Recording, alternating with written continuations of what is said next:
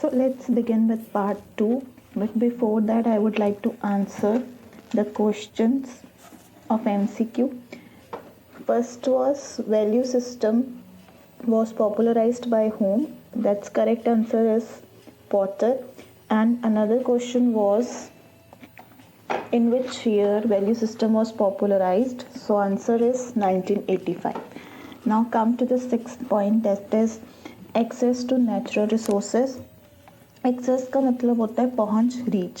सो ये इंटरनली एक डिसीजन है कि मुझे कैसे रिसोर्सेज चाहिए, कि मुझे इक्विपमेंट चाहिए, मटेरियल चाहिए, कितना चाहिए. ये मेरा इंटरनल डिसीजन होगा. कोई इस पे बाहर वाला आके मुझे नहीं बोल सकता, बिकॉज मेरी ऑर्गेनाइजेशन है. मुझे पता है कितना मुझे मटेरियल रिक्वायर्ड होगा, कितने ह्यूमन रिसोर्सेज चाहिए, कि एम्प्लॉयज़ कितने हायर करने हैं. No one can set a limit on me that. मतलब कुछ फैक्ट्री एक्ट में वो आता है, बट नॉट इन, मतलब इस तरीके से नहीं. वो डिपेंड करेगा कंपनी का, ऑर्गेनाइजेशन का स्ट्रक्चर कैसा है, देन टेक्नोलॉजी कैसी चाहिए, अपडेटेड चाहिए या जो है उसके बिना भी हो सकता है. मार्केटिंग नेटवर्क का साइज़ कितना होना चाहिए, वाइडर चाहिए, नैरो चाहिए, कि अगर तो थोड़ा बहुत ही हम करें मार्केटिंग फोकस, मतलब कि ज़्यादा हम एडवर्टाइज़ ना करें तो क्या हमारा प्रोडक्ट चल सकता है उतना.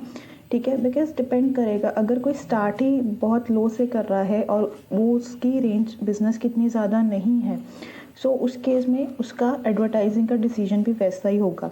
फाइनेंशियल रिसोर्सेज कैसे हैं, कि कितने हमें यूज़ करने हैं, लाइक अवेलेबल है या नहीं, लोन लेना पड़ेगा या नहीं, अर्निंग्स हैं या नहीं.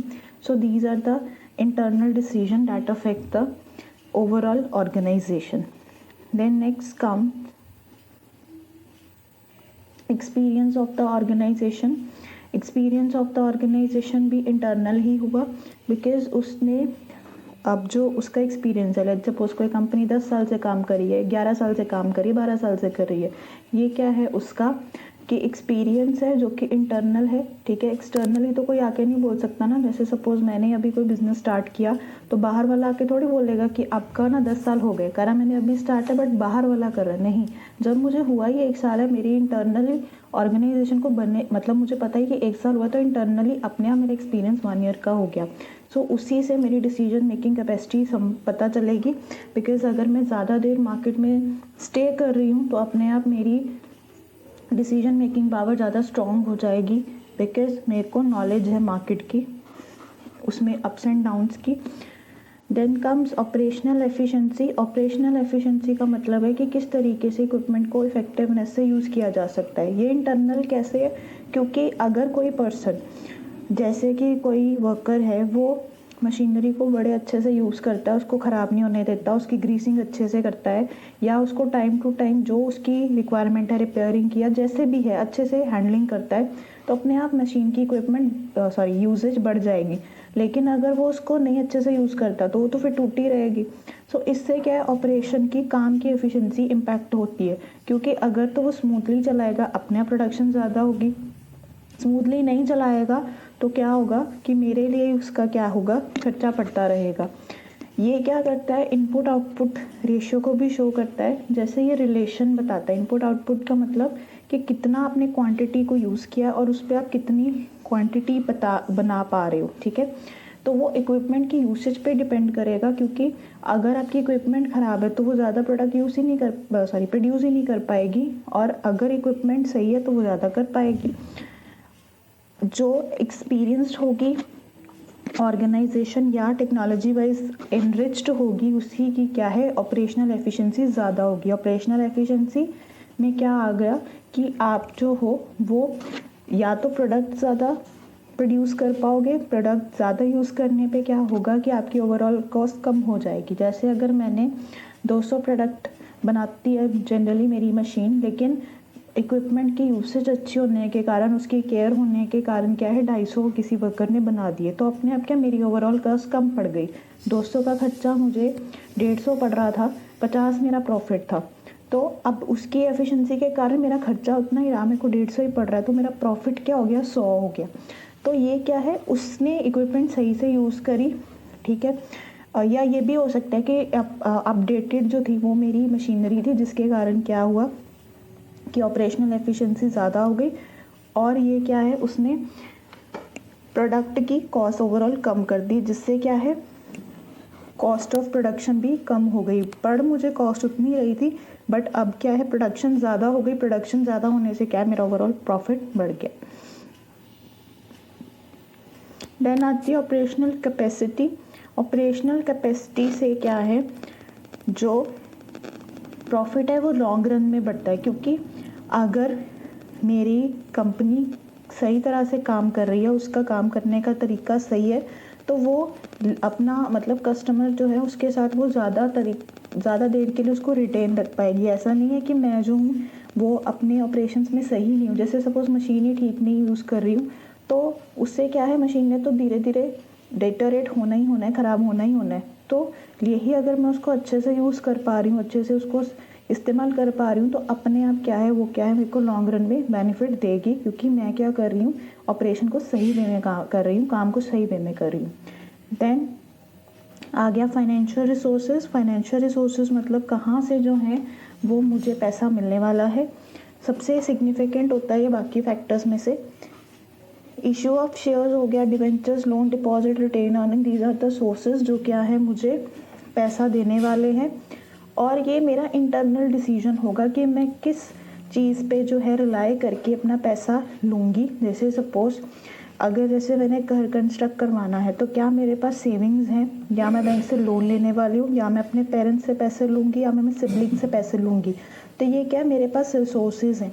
तो इसी तरीके के से बिज़नेस के पास भी रिसोर्सेज होते हैं, तो वो इंटरनली डिसाइड करेगी कि क्या माइंड में रख के उनको अपना है जो डिसीजन लेना है किस चीज़ में उनको किस चीज़ से पैसा लेना है। यही जो है वो हेल्पफुल होता है नए प्रोजेक्ट के डिसीजन लेने के रिगार्डिंग। और ये क्या है कैपिटल रेशनिंग में भी क्या है हेल्पफुल होता है। अब क्वेश्चन आता है कैपिटल रेशनिंग क्या है। सो कैपिटल रेशनिंग क्या होता है कि रिस्ट्रिक्शन लगाना है। कंपनीज जो है किसी भी नए प्रोजेक्ट को अंडरटेकन करने में अपने आप को रिस्ट्रिक्ट करती हैं। मतलब ये नहीं आया कि कोई भी प्रोजेक्ट आया या कोई भी इन्वेस्टमेंट आई तो फटाफट कर दी, नहीं, वो देखते हैं इसके इन आउट्स क्या है, मतलब इसमें हम इन्वेस्ट करते हैं तो ठीक है, नहीं करते तो ठीक है। तो ये क्या है फाइनेंशियल रिसोर्सेज से रिलेटेड हो गया कि उनको इस पर्टिकुलर चीज़ में इन्वेस्ट करना है या नहीं करना है। देन आता है एक्सक्लूसिव कॉन्ट्रैक्ट्स। एक्सक्लूसिव कॉन्ट्रैक्ट्स होते हैं कि जिसमें दो कंपनीज ही, एक फर्म ही दूसरी फर्म के साथ क्या कर सकती है, बिजनेस कर सकती है, तीसरी अलाउड नहीं होती, किसी भी तरीके से तीसरी इसमें नहीं आती। सो उनको एक्सक्लूसिव कॉन्ट्रैक्ट कहते हैं। तो ये कंपनी का इंटरनल डिसीजन है, बाहर वाला आके फोर्स नहीं कर सकता कि आप मेरे साथ करो ही करो। ये क्या है मतलब कंपनी खुद डिसाइड करेगी कि वो दूसरी फर्म के साथ करना चाहती है या नहीं, अगर वो पर्टिकुलर इस तरह के कॉन्ट्रैक्ट में इन्वॉल्व होना चाहती है या नहीं। So it is the internal decision. Then patents and trademark. Patents होते हैं लीगल प्रोटेक्शन जो कि एक ऑर्गेनाइजेशन के हाथ में होते हैं, मतलब कि किसी चीज़ के लिए कोई ऐसी चीज़ जो किसी पर्सन ने अपने दिमाग से सोची या सिर्फ उसी की है। जैसे मैंने सपोज कोई डिज़ाइन बनाया and this is what my property.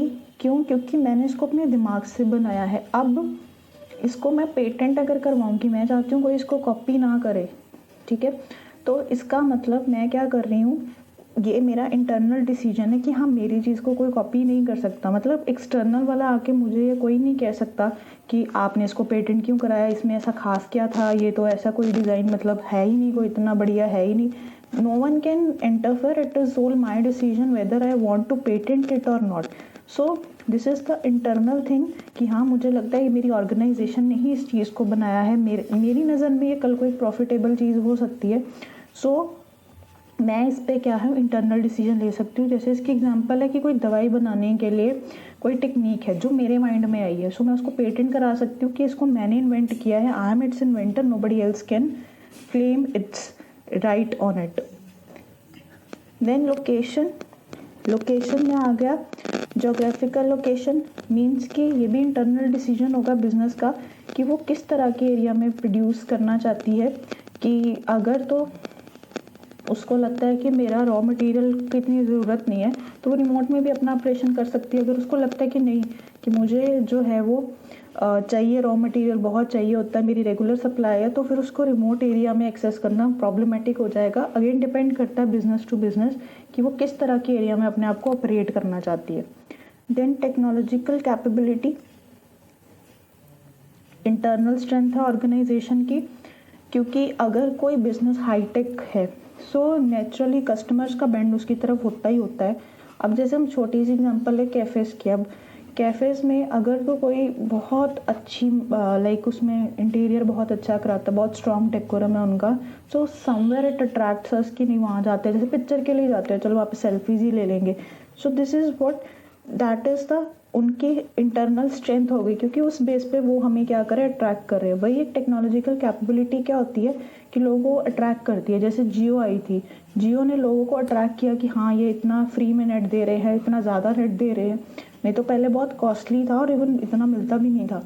तो ये क्या है, उस टेक्नोलॉजिकल कैपेबिलिटी के बेसिस पे उन्होंने अपनी तरफ मार्केट को कैप्चर किया।